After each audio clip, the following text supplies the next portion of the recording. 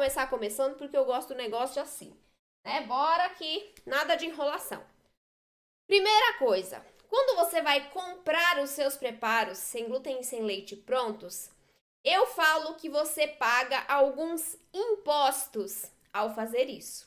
Imposto também, tá? Imposto, mas imposto no sentido de uma coisa que não é benéfica para você, tá? Então, a primeira coisa que eu acho mais importante e relevante quando a gente decide retirar o glúten e o leite da nossa alimentação ou a gente necessita de uma dieta livre desses alérgenos, nós sentimos vontade de continuar consumindo um produto gostoso, um produto com uma textura agradável, né? E, infelizmente, quando a gente compra um produto pronto, uma das primeiras coisas, eu acho que é uma coisa muito gritante que a gente percebe, é que os pães comprados, os bolos comprados, eles têm um sabor desagradável e uma textura ruim.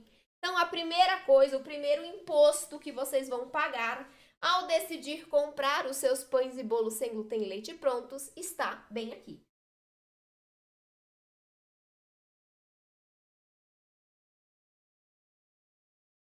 Sabor e textura ruins. Sabor. Geralmente, quando a gente compra um produto, um pão sem glúten pronto, industrializado, a gente sente um gosto mais pronunciado, vamos dizer assim, de algum tipo de farinha. A gente sente o excesso de algum tipo de goma dentro da massa. Você percebe que a massa ela é bem elástica. E quando você consome esse pão comprado, você sente essa goma presa na garganta. Não é só um achismo meu, tá? Eu tenho várias alunas que relatam a mesma sensação. A textura não é agradável, é gosmenta, empapa na boca. O sabor nem sempre é agradável também. Se você já consumiu, você sabe do que eu estou dizendo. Se você não consumiu, eu recomendo que nem consuma. Porque o sabor, ele não é bom.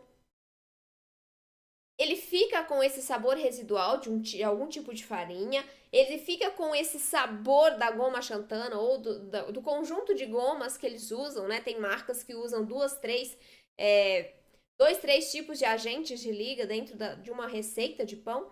E isso faz com que esse sabor, essa textura mais gosmenta fique mais pronunciada, né, no resultado final. Então, quando a gente faz os nossos pães e os nossos bolos sem glúten e leite em casa, nós conseguimos uma textura sensacional, aerada, leve. Aerada, gente, é aquele preparo que é cheio de furinhos, que ele cresceu tão bem que ele tá cheio de alvéolos, de bolhas de ar, né? Que depois de assado, claro, o ar sai dali, ele estoura. Ele sai da massa. Então, eu tenho um monte de bolha de ar na minha fatia de pão. Eu tenho um sabor sensacional. Por quê? Porque a partir do momento que eu sei o que eu estou usando, que eu escolho os tipos de ingredientes, principalmente os tipos de farinhas que eu vou adicionar à minha receita, eu consigo equilibrar os sabores. Eu não sei se você já teve essa experiência de consumir um pão que tinha muito gosto forte de farinha de arroz. Eu já tive essa experiência. E por que isso acontece? Ah, porque tem farinha de arroz na receita? Sim. Mas eu faço as minhas receitas quase todas com farinha de arroz também. O problema não é a farinha de arroz estar na receita. O problema é o excesso da farinha de arroz ou a combinação errada de farinhas dentro daquela receita. Vocês vão entender durante a semana sem glúten e leite, eu vou falar muito sobre ingrediente lá. Vocês vão conhecer os tipos de farinhas que devem estar presentes dentro das nossas receitas, pelo menos aqueles tipos, né? E isso faz diferença no sabor, faz muita diferença na textura. Quem é que já viu ali algum tipo de receita, quem tá há mais tempo, né, nesse mundo, quem já viu aí algum tipo de receita que leva farinha de arroz e polvilho doce, que leva farinha de aveia e farinha de grão de bico? Esse tipo de receita, se não tiver um equilíbrio muito grande nos demais ingredientes, pode ficar gosmenta demais. Porque eu tenho excesso de liga ali, eu tenho liga em vários ingredientes. E isso junto vai trazer um resultado final liguento também, puxento, né? Parecendo miolo de pão de queijo. Esses dias eu recebi um comentário assim: ah, os pães sem glúten e os bolos sem glúten, eles ficam, todos eles, com esse aspecto de miolo de pão de queijo? Não. Os nossos preparos feitos em casa de maneira equilibrada, observando todos os passos que devem ser observados para a execução de uma receita perfeita, não ficam com essa textura. Se ficarem, é porque tem alguma coisa errada. Eles ficam melhores, na minha opinião, do que os tradicionais. Eles ficam leves, eles ficam aerados, como nós falamos, volumosos, saborosos, né? Quando a gente faz em casa, por a gente ter várias opções de ingredientes, principalmente de farinha sem glúten, nós temos uma vasta, né, quantidades e tipos de farinha sem glúten. E a gente pode escolher, então isso é ótimo, porque a gente pode escolher os tipos que nós mais gostamos, né? Combinações, nós tem inúmeros jeitos de a gente combinar as farinhas sem glúten para determinados tipos de receitas. Isso é excelente, porque a gente não fica com um sabor único, né? Se você compra, você tem sempre aquele mesmo sabor. Se você faz em casa, cada dia você vai ter um sabor diferente se você souber usar e combinar esses ingredientes do jeito certo. Ah, hoje eu estou com vontade de usar a farinha de trigo sarraceno na minha receita de pão. Então eu vou substituir uma farinha X pela farinha de trigo sarraceno. Na semana que vem, eu não quero usar o trigo sarraceno, eu quero usar a farinha de feijão branco, ou a farinha de amêndoas, ou a farinha de castanha de caju. Quando a gente conhece o que tem que conhecer para executar do jeito certo e colocar todos os ingredientes corretamente dentro da nossa receita, a gente consegue texturas diversas e sabores diversos. Texturas também, né? Quando a gente faz essa combinação de farinhas que são diferentes e cada uma agrega uma característica particular, a gente consegue alterar a textura do nosso resultado final. Por exemplo, para fazer um pão francês, eu vou usar um mix X de farinhas. Para fazer um pão de hambúrguer, para fazer um pão de forma, eu vou usar outro mix de farinhas. E cada uma dessas combinações vai me trazer uma textura diferente no resultado final. O pão francês, ele fica mais sequinho, né? O miolo mais sequinho. O pão de hambúrguer vai ficar um miolo mais leve, mais aerado, um pão mais nuvem, né? Parece estar comendo uma nuvem. O pão de forma, uma textura mais úmida. Que aí, nesse tipo de receita, por exemplo, você pode acrescentar sementes, grãos triturados, castanha triturada, para alterar a textura dessa massa. Fica sensacional e você tem essa liberdade fazendo as suas receitas em casa. Saborizar massas, fica... Gente, a gente tem uma vasta variedade de tipos de coisas que a gente pode usar para saborizar as nossas receitas. Eu tenho alunas que usam cebola, alho em pó, né? Especiarias, cúrcuma, açafrão. Açafrão e cúrcuma é a mesma coisa. Tudo isso elas usam para saborizar as receitas, ervas finas, orégano. A gente nunca vai ter a mesma receita se a gente quiser, porque tem tanta coisa que a gente pode alterar na receita do jeito certo para ter um resultado diferente. Ah, eu estou enjoada de comer o mesmo pão de forma. Vou usar a mesma receita base e vou alterar o sabor. É possível? Claro que sim! Quando você entende o que você está colocando dentro da sua massa, quando você conhece o ponto daquela massa, o ponto de hidratação da sua farinha, você altera a receita do jeito que você quiser. Ah, hoje eu quero colocar um purê de banana da terra dentro do meu pão. Eu posso? Eu posso. Se eu entender qual vai ser a função principal e o que eu preciso mudar na receita, ou nem mudar, só observar na minha receita, eu consigo ter um resultado perfeito de uma receita base com vários outros tipos de sabores. Isso é sensacional. E quando você depende de comprar, você não tem essa variação. No supermercado que eu vou em vários aqui em Brasília, não tem variedade de pão. Quase não tem produto sem glúten, para falar a verdade. Você encontra uma prateleira, um quiosquezinho bem michuruca, com 2 tipos de pães, e é só isso. Biscoitinhos, 2 tipos de biscoitinhos e só. Bolo você não acha pra comprar. Você acha uma mistura lá de fazer brownie, um bolinho de laranja, talvez, a mistura. O bolo você não acha. Não é muito melhor você se capacitar, conhecer o fundamento desse tipo de receita para você fazê-las na sua casa, para você ter variedade, ter sabor, ter uma textura diferente? Com o industrializado a gente não consegue isso, porque é tudo a mesma coisa. Certo, gente? Esse é o primeiro. Deixa eu tomar meu café que eu acho que esfriou.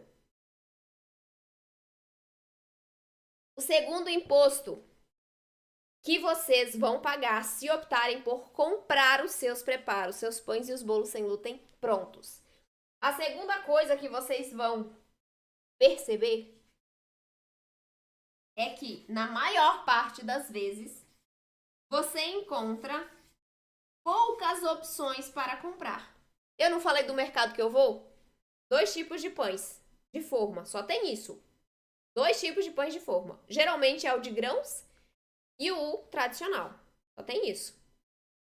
E onde você mora? Tem muita opção sem glúten leite? Eu moro no centro do Brasil, eu moro em Brasília, uma cidade gigantesca. E eu encontro 2 tipos de pães em uma rede nacional de supermercados. E quem mora lá no interior de Rondônia? Quem mora no interior de Goiás? Será que vai encontrar alguma opção no supermercado sem glúten? Olha, eu duvido muito.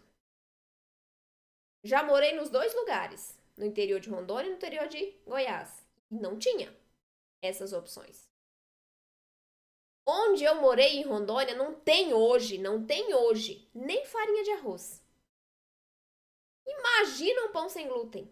O dia que chegar vai custar R$50, o que é longe, né? E aí vai custar R$50, ninguém vai comprar. O que eles vão fazer? Tirar do mercado. Mas ninguém vai comprar por quê? Não tem pessoas que precisam? Não, porque são ruins e porque vai estar o olho da cara. De caro. Então, na sua região, onde você mora hoje, tem uma ampla variedade de produtos sem glúten leite? Tem uma ampla variedade de pães e bolos sem glúten leite que você possa comprar? Por exemplo, hoje eu estou com vontade de comer um bolo de chocolate. Tem onde você comprar um bolo de chocolate sem glúten, sem leite, perto de você? Perto da sua casa? Estou com vontade de comer um croissant, um sonho de padaria, um pão francês. Tem onde você comprar? Eu me arrisco a dizer que a maioria de vocês que está me assistindo não tem onde comprar. Aqui em Brasília tem algumas possibilidades, mas perto da minha casa não tem nenhuma.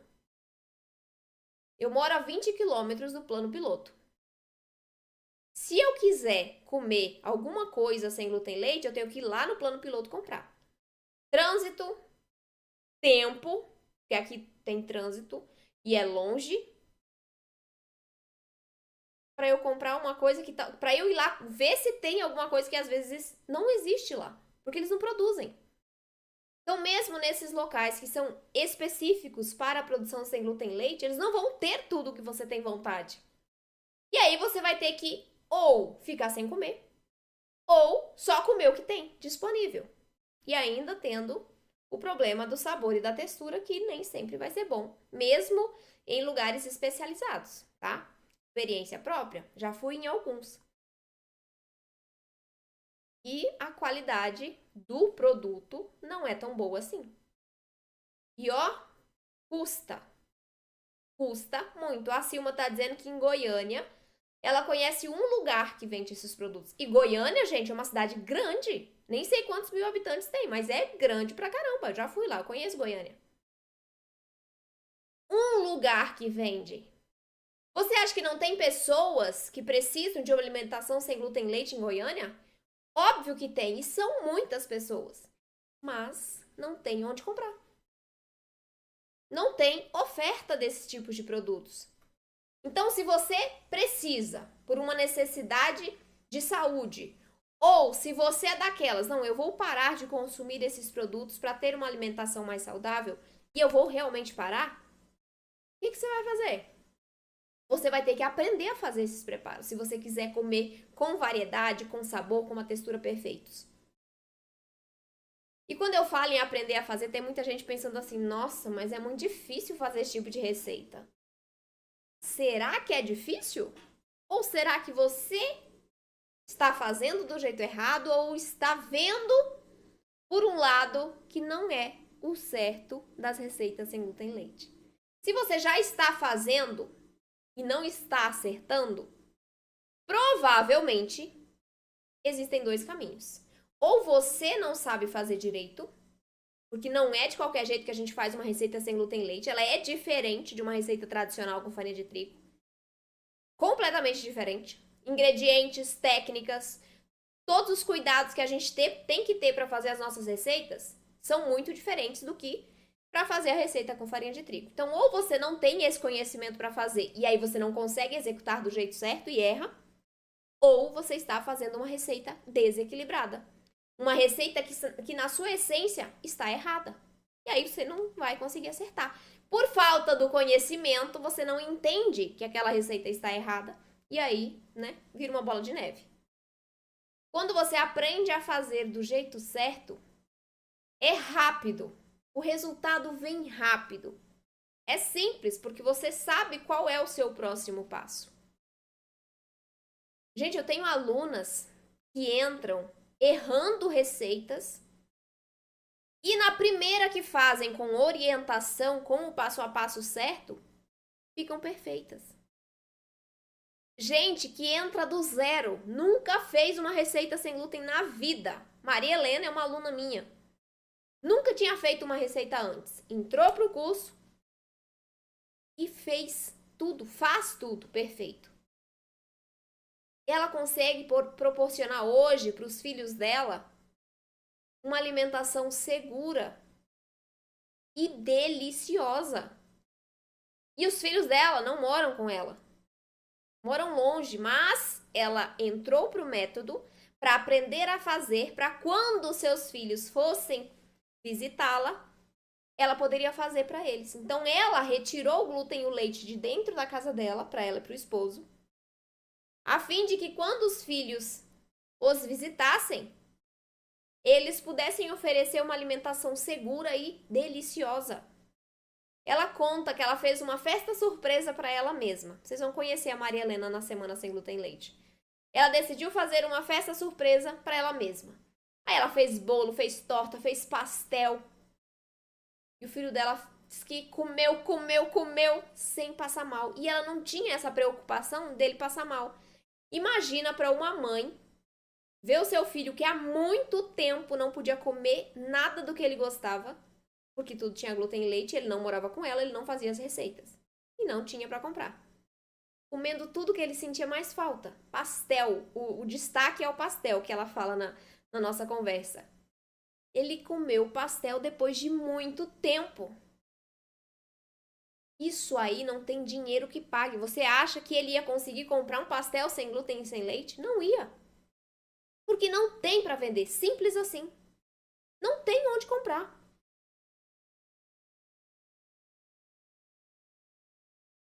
Terceiro imposto que quem compra produtos sem glúten e leite prontos paga.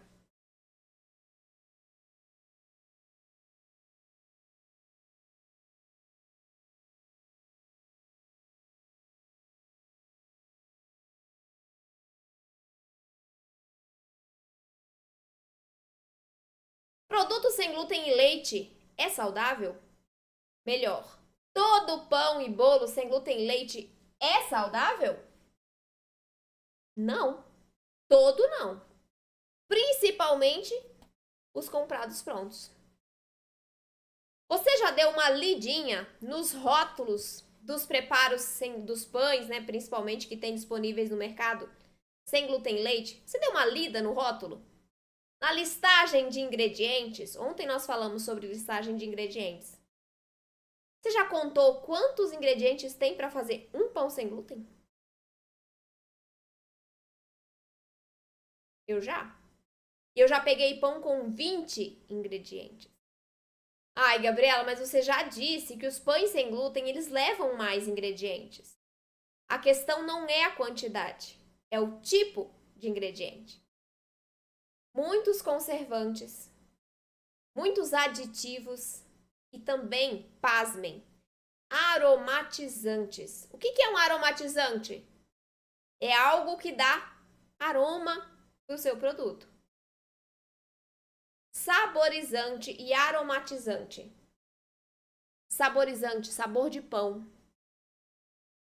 Onde que um pão que a gente faz em casa necessita que a gente adicione sabor de pão. Se tem que colocar sabor de pão num pão, é porque tem muita coisa ali que tira o sabor completamente. Tem muito conservante dentro dos preparos comprados. Olha o rótulo, se você não acredita em mim. Leia. Como que você acha que um pão sem glúten dura 6 meses na prateleira? O pão industrializado. Por que você acha que dura tanto tempo assim?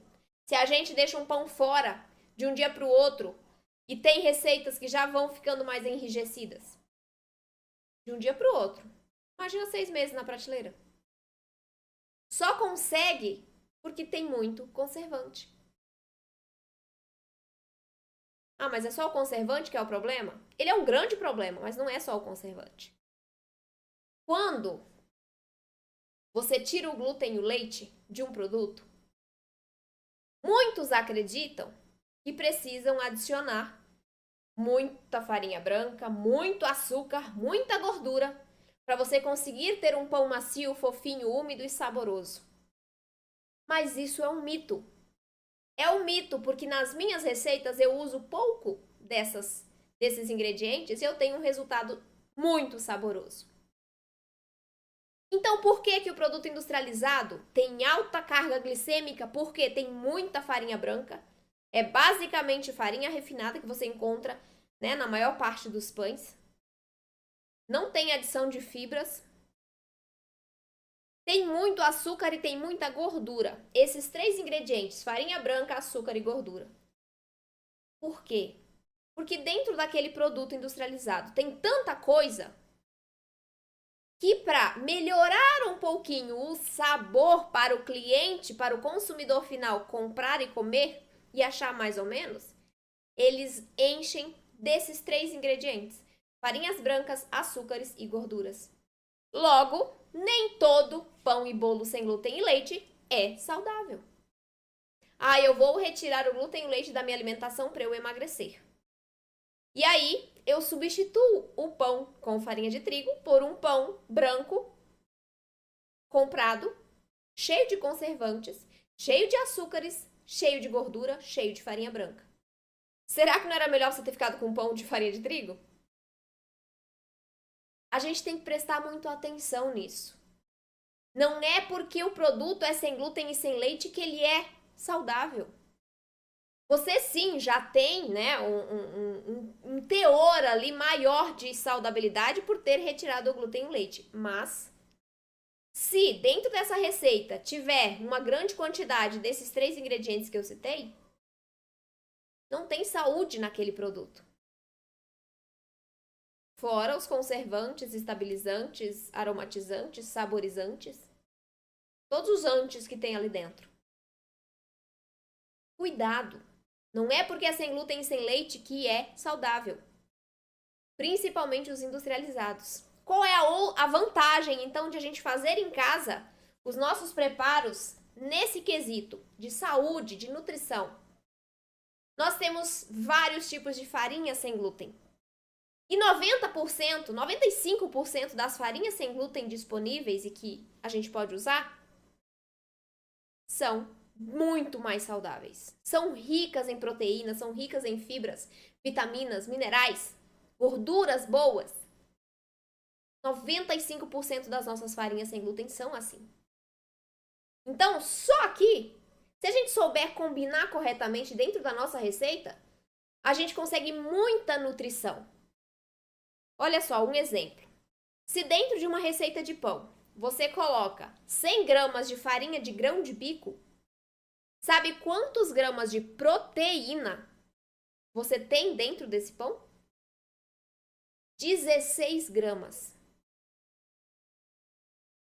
16 gramas de proteína. Fora as fibras e todas as outras coisas nutritivas que tem dentro dessa farinha. Estarão dentro do seu pão também. A gente, além das nossas farinhas, que são sensacionais, muito nutritivas, e a gente combinando um pouquinho de cada uma vai tornar um pão uma bomba de nutrição, se você souber equilibrar os ingredientes, né? Sem adicionar muita gordura, açúcar, sempre equilibrando os ingredientes das receitas para ter um resultado perfeito, você consegue um pão super nutritivo. A Aparecida é uma aluna minha, hoje eu acho que ela nem tá na live, mas ela fala, né? Toda vez que eu cito essa parte da nutrição das receitas, ela sempre coloca ali no chat. Um pão sem glúten, ele bem feito, equilibrado, o pão que a gente faz em casa, ele te sustenta por muitas horas. Por quê? Uma fatia de pão. Porque eu tenho muita proteína e fibra. E é isso que dá sustentação pra gente, né? Se você come um pão francês com farinha de trigo, você aguenta quanto tempo sem ficar com fome? Agora, se você come uma fatia de pão de forma, com todos os ingredientes equilibrados, com o uso dessas farinhas super nutritivas, você fica das 7 da manhã ao meio-dia de boa. Eu sou a prova disso, porque eu como pão todos os dias de manhã. Sagrado. Pão pra mim é sagrado. E não é o pão que eu comia 10 anos atrás, 9 anos atrás. Porque o pão que eu comia 9 anos atrás, minhas amigas, era triste. Seco, com gosto horroroso, porque eu não sabia fazer. Duro. Hoje, eu tenho a perfeição em forma de pão. Pra mim, perfeição pra mim, não pra vocês, pra mim. Porque ele é macio, é fofinho, é nutritivo, não me faz mal, não me causa nenhum tipo de desconforto. Me sustenta por muito tempo, me nutre. Fora as fibras que a gente consegue incorporar na receita.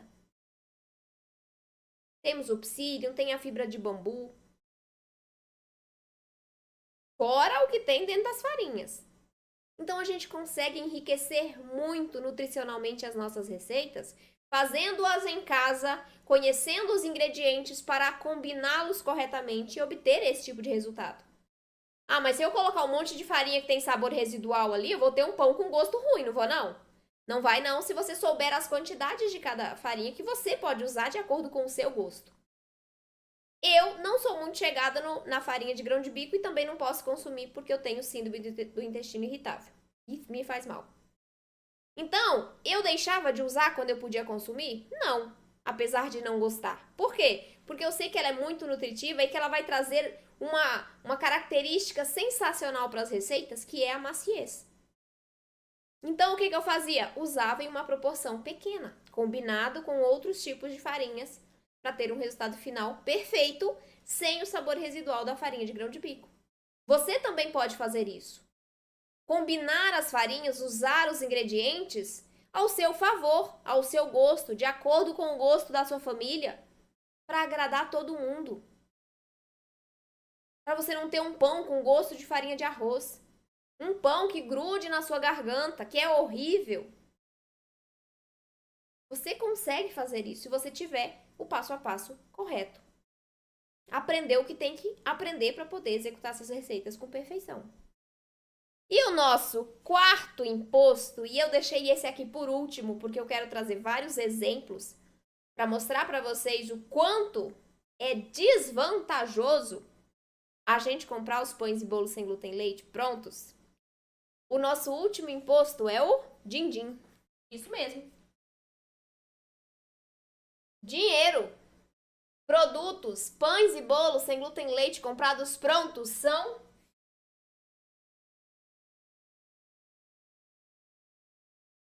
muito caros. São muito caros. Se você já compra, você sabe que dói no bolso. Se você tá pensando em comprar, vai devagar. Não é essa a melhor opção para você. E eu vou te provar agora que não é.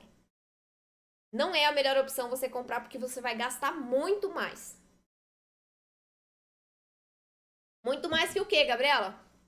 Que fazer em casa. Eu trouxe cálculos para provar para vocês. Cálculos reais das minhas receitas do curso. Eu vou comparar o pão comprado com o meu pão do curso. O pão comprado, vocês podem conferir o valor ali depois na internet. Eu peguei na internet. Então, o valor da internet, o valor do pão, ele é menor do que se eu for comprar numa loja de produto natural e menor do que se eu for comprar no supermercado. Agora, comprando na internet, você tem o quê? Frete. E não é barato o frete, viu? Já vou te alertando. Olha lá. Vamos comparar o pão de forma primeiro, tá bom? O pão de forma comprado, vou colocar só os números. O pão de forma comprado de 200 gramas, eu acabei de pegar esse valor na internet. Foi agora, antes da live, que eu peguei esse valor na internet. Google, pão de forma comprado. Sem glúten, né? 200 gramas.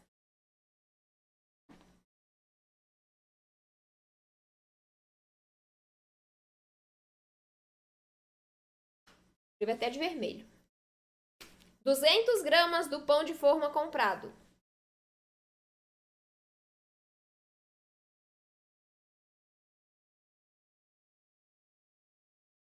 R$20. 200 gramas, gente, são 5 fatias de pão, baixinho, pequenininho, dá para um café da manhã. Se você comer pouco, dá para 2, mas se não, dá só para 1. 200 gramas de pão, você paga R$20 no pão. Se você comprar na internet, para o meu CEP, que é aqui em Brasília, você paga mais R$20 de frete. Então, você vai pagar R$40 em 200 gramas de pão. Vamos deixar o frete de lado. Vamos só considerar os 20. Eu não preciso dos 40, não. Eu preciso dos 20. R$20 em 200 gramas de pão comprado. E para fazer em casa? Minha receita do pão de forma do curso. Sabe quanto eu gasto para fazer 200 gramas do pão de forma do curso? Vou escrever de azul.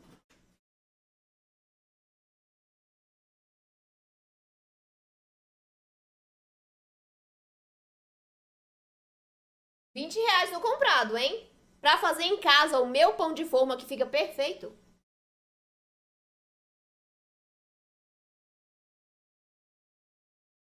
Podem olhar. 4.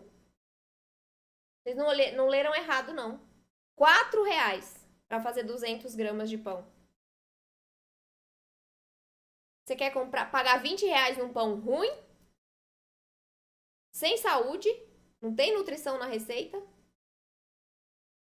Pagando R$20 em 200 gramas de pão? Ou você prefere fazer em casa, do seu gosto, na hora que você quiser, com os sabores que você quiser, com as farinhas que você quiser, gastando 4? O que é melhor? O que você tem mais medo? De continuar comprando? Ou de perder a oportunidade de aprender a fazer por 4? O que é pior? Mais uma comparação para vocês acreditarem em mim. Façam as contas depois em casa, vocês vão ver que é verdade. Segundo exemplo vai ser um bolo simples, de chocolate sem cobertura. Que é o que vende aqui na confeitaria que eu ia antigamente. Eu vou lá só para olhar agora. Os preços, as coisas. Comer mesmo eu como aqui em casa, que eu prefiro os meus. Sabe quanto é um bolo simples? De 24 centímetros? Sem cobertura, na confeitaria exclusiva? É um bolo médio, tá? De 24 centímetros. O comprado na confeitaria custa R$50. Bolo simples sem cobertura de chocolate. R$50. Eu gasto para fazer um bolo de 24 centímetros, um bolo médio, em casa,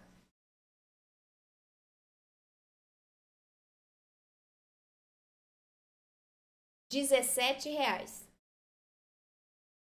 Peguei da minha planilha de precificação agora. R$17 para fazer um pão que é muito mais nutritivo, que tem um sabor delicioso, uma textura perfeita. R$17. Vamos piorar essa comparação? Bolo recheado. Ah, vou fazer aniversário, quero encomendar um bolo recheado sem glúten e leite. Vamos ver quanto custa? Comprado nessa mesma confeitaria, um bolo de 15 centímetros. O que tem de 15 centímetros? Tem minha forma aqui, mas tá muito longe. 15 centímetros de diâmetro. É isso aqui, ó. Isso aqui. 15 centímetros de diâmetro. Minúsculo, dessa altura. 15 centímetros por 12 de altura. Sabe quanto custa?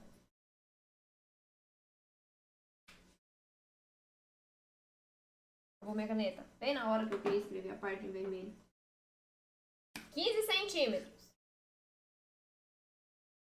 Comprado. Bolo recheado. R$150. 15 centímetros, gente, dá o quê? 6 pessoas. Estourando. O bolo é muito pequeno.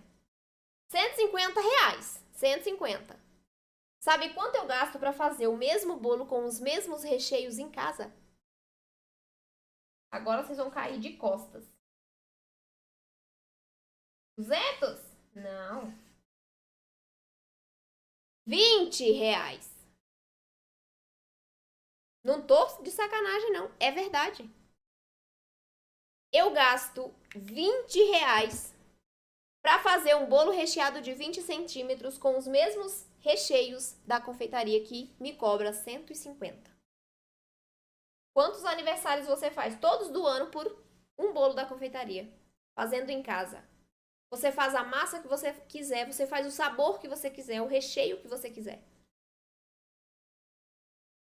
Você faz sempre que você quiser. Às vezes eu tô aqui numa quinta-feira com vontade de comer bolo. O que eu faço? Um bolo recheado. Eu não faço de 15 centímetros, não. Eu faço de 18, eu faço do grandão. Somos eu e meu marido em casa. O que eu faço com esse bolo todo? Como mesmo. Porque fica muito bom. Gente, é sensacional. Vocês não têm noção. Ah, mas é difícil fazer bolo recheado. Não é nada. Sem glúten. Não é, não. É simples, simples, simples. É só vocês entenderem algumas coisinhas, ajustarem alguns parafusos aí. E tá de boa. A Cici se assustou. Mas essa é a verdade. É a verdade. Se você fizer as contas, quem for aluna dos bolos do curso, você vai ver que isso aqui é real. É real. O que é melhor, comprar ou fazer? Se você compra, você tem um sabor e uma textura horríveis. Você não encontra o que você tem vontade para comer. Você não come saúde.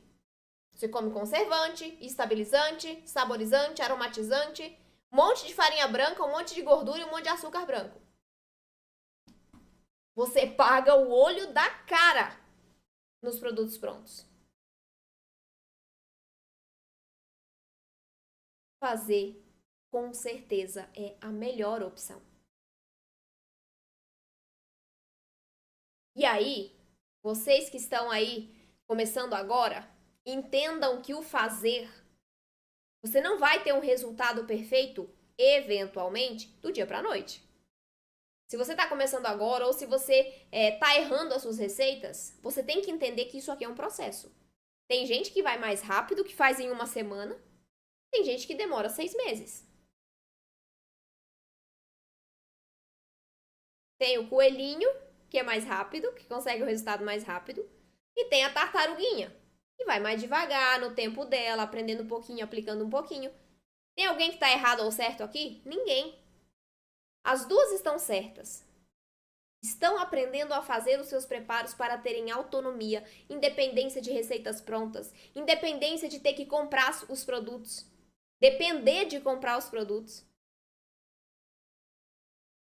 Quem faz os seus preparos, quem segue um passo a passo eficiente, alcança esses resultados perfeitos num estalar de dedos.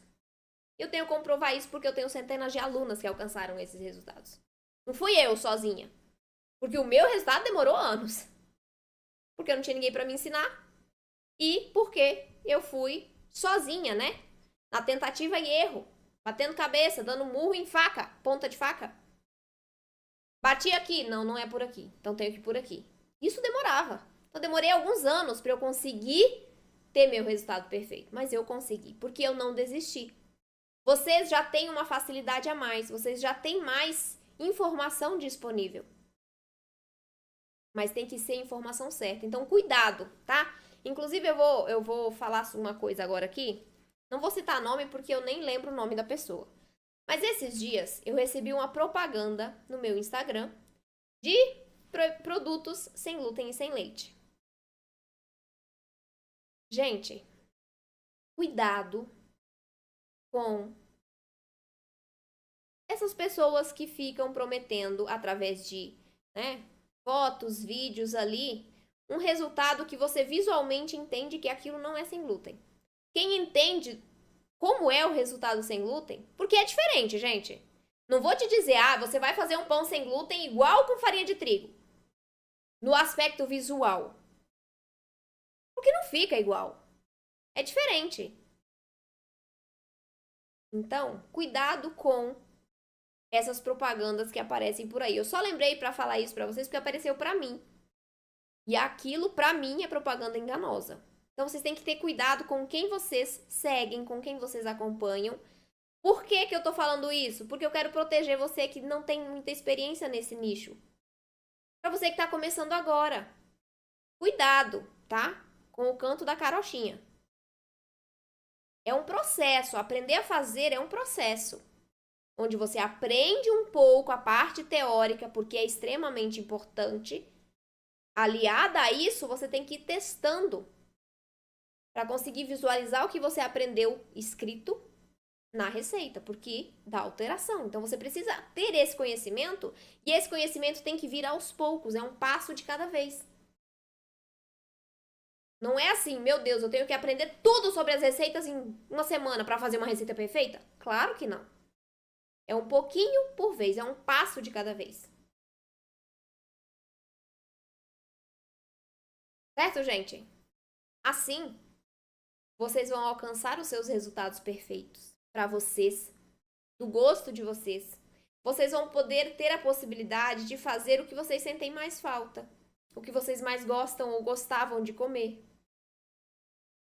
Tem uma aluna minha, Mariana, que o sonho dela era poder fazer um bolinho de chuva que a avó dela fazia sem glúten e sem leite. Ela disse que nunca imaginou que pudesse um dia conseguir fazer aquilo. E ela fez.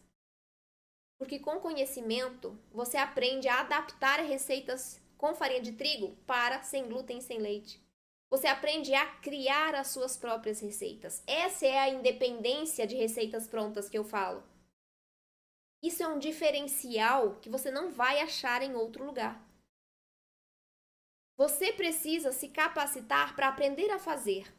Só que com o tempo, com a prática, e quanto mais conhecimento você vai observando, vai recebendo, você se torna capaz disso. Se torna porque minhas alunas se tornaram. Isso é incrível. Eu me tornei capaz de criar as minhas receitas. Ontem eu tava aqui em Brasília, gente, tá um forno, tá muito quente. E aí a gente compra a banana amadurece assim do dia pra noite, né? Da noite pro dia, no caso. Aí tinha um monte de banana na minha fruteira, já bem, sabe, pintadinha de preto. Super docinha, mas se passasse mais um dia ia estragar. O que que eu fiz? Peguei a banana, amassei e fui misturando. Fui misturando as farinhas, os ingredientes ali, fiz sem açúcar. E saiu um bolo delicioso. Por que que eu consigo fazer isso? Porque eu sei fazer isso.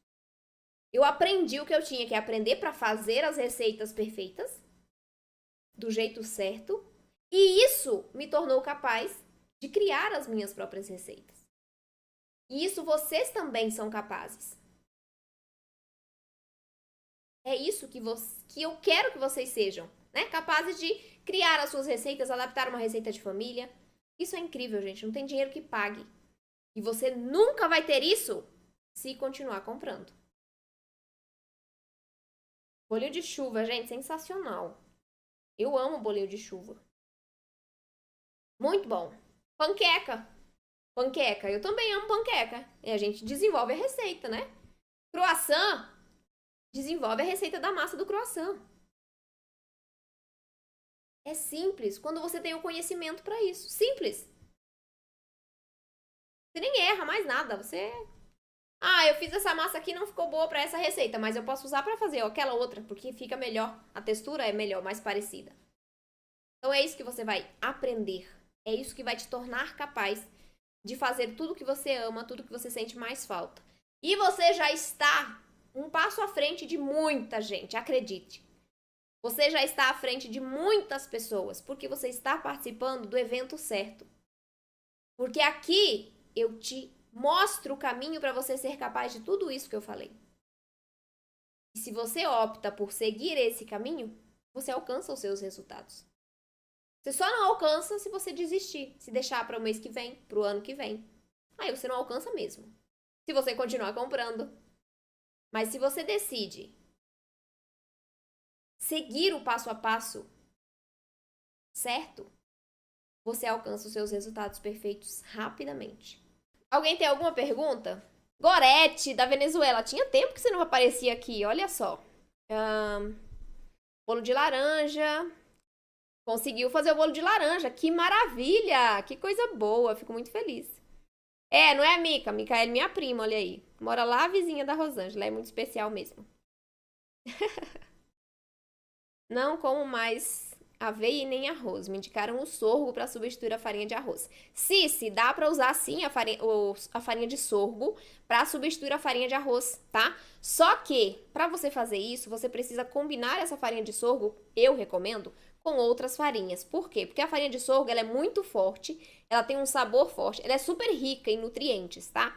Só que ela tem um sabor muito acentuado e, para mim, o maior problema dela é que quando a gente cozinha o produto, então a gente assa o bolo, a gente assa o pão, ela se torna muito indigesta. Então, para mim, não funcionou muito bem a farinha de sorgo.